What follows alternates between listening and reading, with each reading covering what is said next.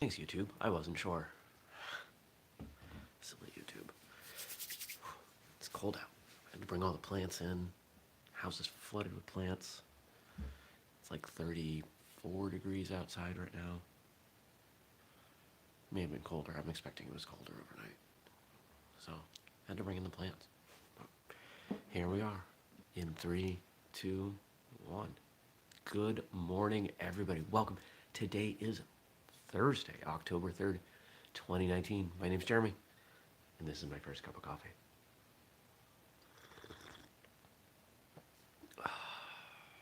So good. So good. Well, yesterday was a pile of not catching up. I have email from last week I haven't gotten to. Sorry, everyone. And there's a good chance that I don't get through it today. It's busy. It's meetings. It's just I've been scheduling things a little too densely, I think. And it doesn't go well when I do that, you know? But that's okay, because you do what you can with what you have where you're at. That's all you can do. Could I lose sleep? Yep. Not gonna. Not gonna. Because here's the thing. Here's the thing I've come to realize. I value our customers. I value our partners. I value the supporters. I value everyone. But I can't prioritize everyone individually over myself. If I've got 50 people clamoring for my attention, and every one of them only needs 15 minutes, it's a lot of time. I'm not saying that's what's happening, but I've come to realize that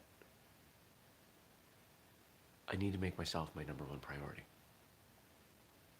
Otherwise, there's nothing left. So yesterday, even though there was work to be done, I shut down, I went to the gym, had a great workout, felt better, slept better, all that.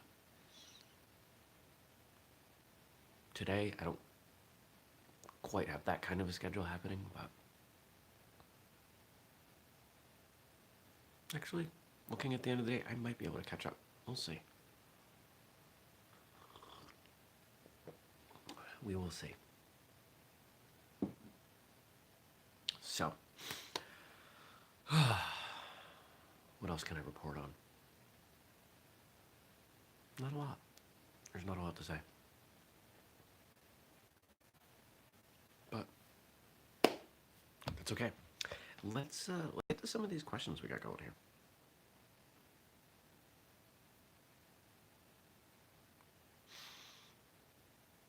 Got a few good ones in from Frank. As always, thank you, Frank, for keeping me,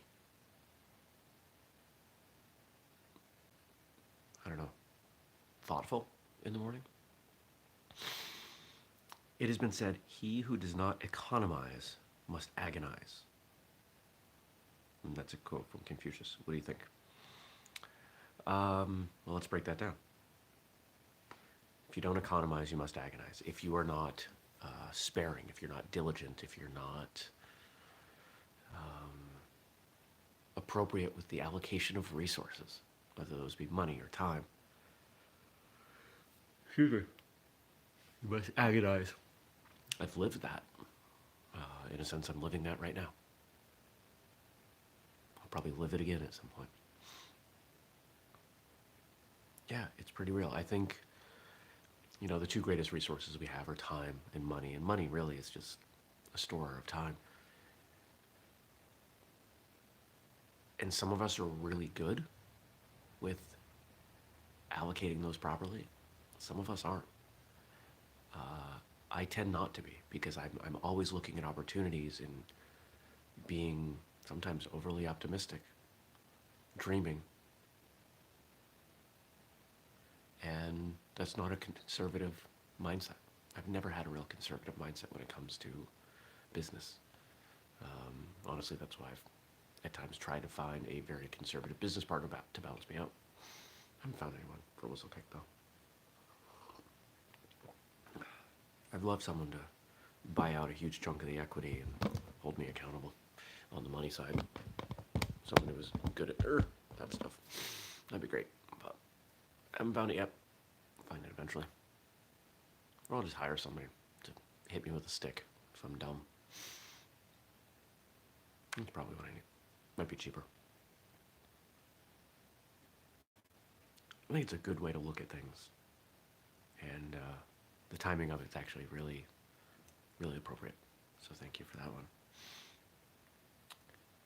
It has been said, lose an hour in the morning and you will spend all day looking for it. Richard Whately. Can you relate?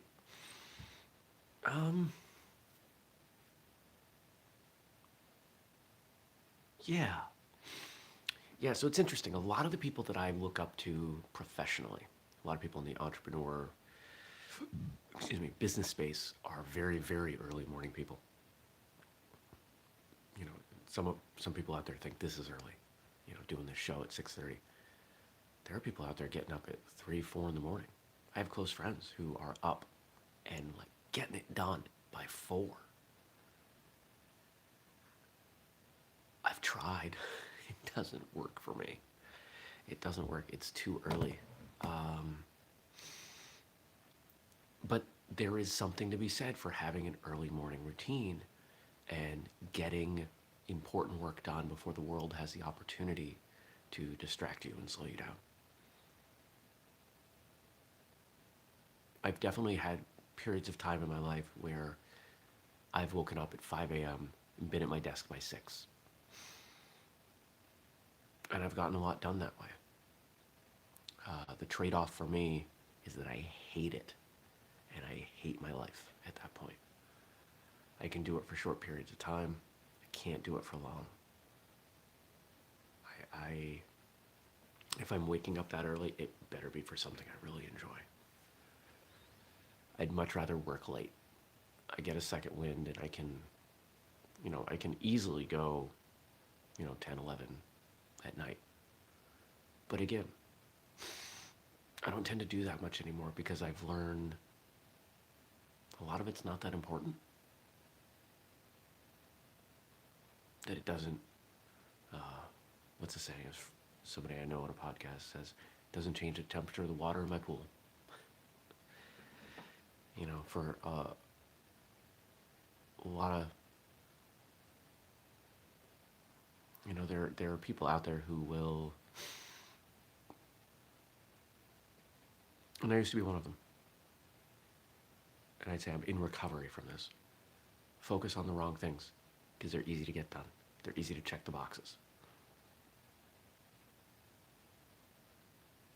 But what I'm trying to get better about now, oh man, I still gotta do that email, is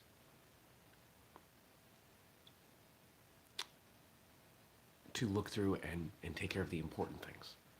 To identify what are the biggest rocks and work on those first. And that can be really difficult sometimes because let's say you've got a project that's going to take you 8 hours and a bunch of 15-minute things. You can get those 15-minute things done. You can clear those off your plate. But that 8-hour thing probably going to take a couple days at least to get through. But there's a good chance that 8-hour thing moves you forward. The 15-minute things not only don't, there will be more 15-minute things. So you got to chip away. You got to find those opportunities to address those bigger rocks, to get some movement on them. Not easy, but it is simple. That's good coffee. That's our last one for today. How do you keep yourself from humbling someone who is really arrogant? Well, the majority of the time, it's not my job. It's not my place. In order for me to take action like that, to humble someone who's being arrogant, I have to assume that it's my place to do so.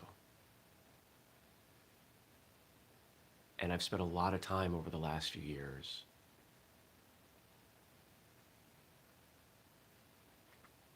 working on my own arrogance, working on my own ideas that I am better than others in certain ways, and just trying to be me, not, being me in the way that makes sense for me and not comparing. So if I see someone who's being arrogant and I feel they need to be humbled, it's because I've identified a standard. I've drawn a line that they aren't within or beyond, right? They're doing something that I'm judging as wrong. I try not to do that anymore. Now, the exception to that is within martial arts. If I am training at a school and I am a high-ranking student and this person's arrogance has either negatively impacted their own training or worse, maybe negatively impacting the training or the safety of someone else, yes, I'll take them down a notch. I may have shared their story. There was an example at a black belt test a few months ago. I was asked to sit in and help at a black belt test, and one of the testing candidates was a teenage boy. And if any of you have been around martial arts for a while, you know that teenage boys testing for black belt tend to be feeling pretty good about themselves. This person's a pretty good fighter. They've got long limbs and pretty fast. I don't attend classes at this school very often. I don't get the chance to. But the instructor came up to me during the sparring portion and asked me, he said, I need you to drop him. Now, I know what that means. If you're an instructor, if you've tested for black belt, if you've been around a while, you know what that means. It doesn't mean hurt him. It doesn't mean be mean. It means, in this context, this person, their ego needs to be tempered a little bit. They need to be brought down a peg and remember that they're not the king.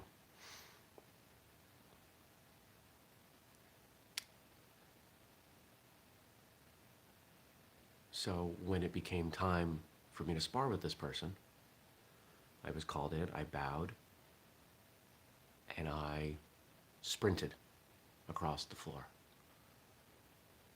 Jump kicked him. Not hard,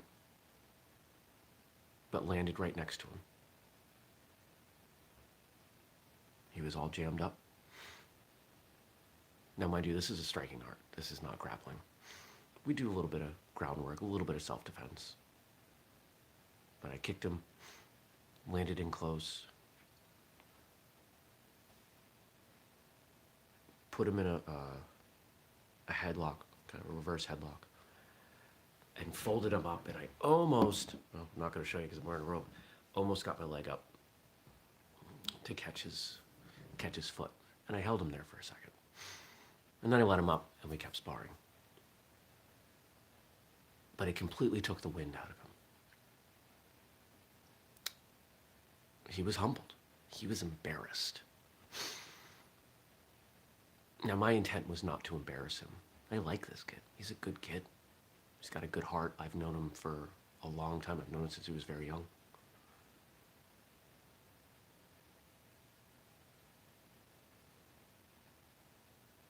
His father thanked me for it. Thought it was funny. The instructor thanked me for it. Now, I didn't physically hurt him. But just as the question asks, he needed to be humbled. He needed to remember that there's always someone else. If not bigger and stronger, there's always someone more skilled. He's taller than me. Not by a lot, but he's taller than me. I've got probably 30 pounds on him. Maybe more. Definitely stronger than him. But more importantly, I have more skill than he does. Now, that is not always the case. I'm not always the most skilled person in the room. I fully understand and recognize that. But in this case, my hope, as he gets older, is that he'll be able to reflect on that moment and remember that there's always somebody. And you don't always expect what's going to happen. I tried to have a conversation with him afterwards. I asked him, do you know why I did that? And he was so upset he couldn't look at me. I had a short conversation with his father after that, and he was totally fine. He understood. This is one of those situations where sometimes having some life experience is important. And what was interesting about that moment for me was that it allowed me to reflect back on my first black belt test, where some of the people I respected and loved the most physically hurt me. But it was out of love. They did it out of love. And martial arts is a strange thing, because there are times like this where you're hurting people that you love, and you're actually intending to hurt them sometimes, because there are lessons that are easiest taught, sometimes can only be taught with pain.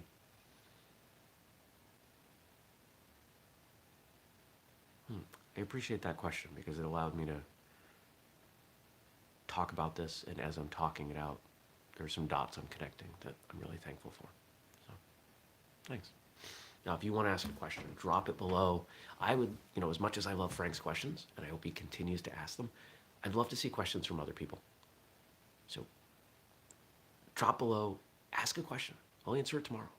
Love answering questions. If you're not already subscribed, you should subscribe to the Whistlekick channel. We've got stuff coming all the time. We've got this show, we've got Martial Arts Radio. There's a new episode of Martial Arts Radio up today. The mindset of the advanced martial artist should be up. And we got more coming. There's another episode of Who'd Win coming. We dropped the premiere last night, the high-def premiere of Tuesday night's Martial Arts Radio Live. That went live here on YouTube. Came out great, had a lot of fun. So we're trying to get more and more content. We're trying to bring you as much as we can. And we've got some other ideas for some other things that are coming. So stay tuned, subscribe, turn on notifications. We do this show every weekday morning, 6:30 a.m. Eastern, right here on YouTube. You can catch it later in audio form in your podcast app. And now for your homework. So, I'd like for you to think of a time as a child where an adult did something that maybe seemed excessive, maybe seemed over the top, some kind of correction, some kind of discipline that you didn't understand at the time, but now as an adult, it makes a little more sense to you. Reflect on it. How would you have handled it? What did you learn then? What did you learn now? How might they have done it better based on your current understanding? Reflect on what that is. And if you're willing to share it, drop that below for everybody else to learn from. I hope you have a fantastic day, and I will see you back here tomorrow. Take care. Peace.